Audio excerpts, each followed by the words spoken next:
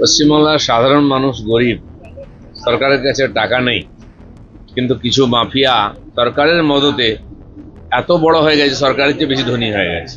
আমার জানা নেই চিকিৎসার জন্য বিদেশে যান কি অন্য কোনো কারণে। আরো অনেকে যায় বিদেশে চিকিৎসার জন্য, সবাই যায় না। আমি জানি না কে করাচ্ছে, কেন করছে। সরকারের নির্দেশিকা, সেটা সবাইকে মানতে হবে। যদি কেউ জোর করে খোলায়, সেটা কথা বলা উচিত, ঠিক নয়। আর সব জায়গায় মাইক লাগানোর অনুমতিও নাই। মন্দিরে মসজিদে সব জায়গায় মাইক লাগাতে হবে, কে বলেছে?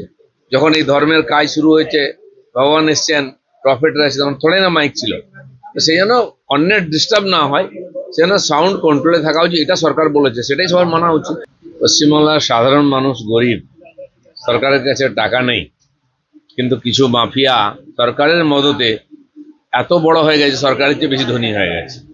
পশ্চিমবাংলায় আরো কত কি দেখতে হবে, সবে সময় আসছে। গত 15 বছর লুটের রাজত্ব চলেছে, তার পরিণাম হচ্ছে এই কিছু লোক ফুলে ফেপে উঠেছে, কিছু নেতা ফুলে ফেপে উঠেছে।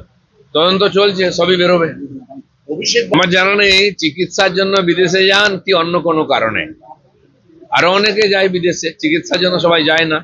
অনেকে গিয়ে হারিয়ে যান, আমরা দেখেছি 1-2 মাস। কি জন্য যান, এগুলো তদন্ত হওয়া দরকার আছে। আর চিকিৎসার জন্য যদি ভারতের চেয়ে ভালো চিকিৎসা কোথাও হয় আর সেটার প্রয়োজন হয়, তো সেটা বিবেচনা করবে, ডাক্তাররা লিখে দিন, কোর্ট বিবেচনা করবেন। কিন্তু ভারতবর্ষের ডাক্তার ভালো না, ভারতবর্ষের হসপিটাল ভালো না, আমার মনে হয় না।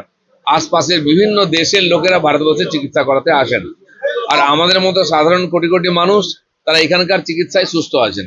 এর আগেও একজন ক্রিকেটারের উপরে বাংলাদেশে অ্যাটাক হয়েছিল, বাড়িঘর ভাঙা হয়েছিল। তো ওখানে যা চলছে সেটা অমানবিক। সরকার আসার পরেও, কারণ সরকারকে ওরাই এনেছে যারা সরকারকে চালাচ্ছে, আর তার জন্য তার থেকে বেশি কিছু আশা করা যায় না। আমরা আশা করব বাংলাদেশে শান্তি আসবে, আইনের শাসন, সংবিধানের শাসন আসবে, মানুষ শান্তিতে থাকতে পারবে। বাংলাদেশ যত বেশি অশান্ত হবে তত তো আমাদের চিন্তা, কারণ আমরা পশ্চিমবঙ্গ বাংলাদেশের সঙ্গে সব থেকে বেশি সীমান্ত শেয়ার করি। দেখুন, বাংলাদেশ, পাকিস্তান, নেপাল, শ্রীলঙ্কা, তাতে রাজনৈতিক অস্থিরতা তৈরি হয়েছিল, কিছু জায়গায় সরকারও পরিবর্তন হয়েছে। ঠিক সেই ধাঁচে ভারতবর্ষেও জেনজির নাম করে, আরো কিছু কিছু নাম করে একই চেষ্টা করা হয়েছে। কিন্তু যারা এটা করছেন বিদেশি দ্বারা অনুপ্রাণিত হয়ে, বিদেশের সহযোগিতায়, তারা জানেন না ভারতবর্ষের সমাজ অনেক স্থিতধী, অনেক পুরনো এখানকার কালচার। তারা হঠাৎ কারো কথায় নাচেন না। কিছু অর্বাচীন লোক লাফালাফি করেছে, তাদেরকে আইনের সামনে আনা হচ্ছে। কিন্তু যারা বাংলাদেশ থেকে, পাকিস্তান থেকে অনুপ্রেরণা নিয়ে এখানে উৎপাত করার চেষ্টা করছেন, তারা অসফল হবেন।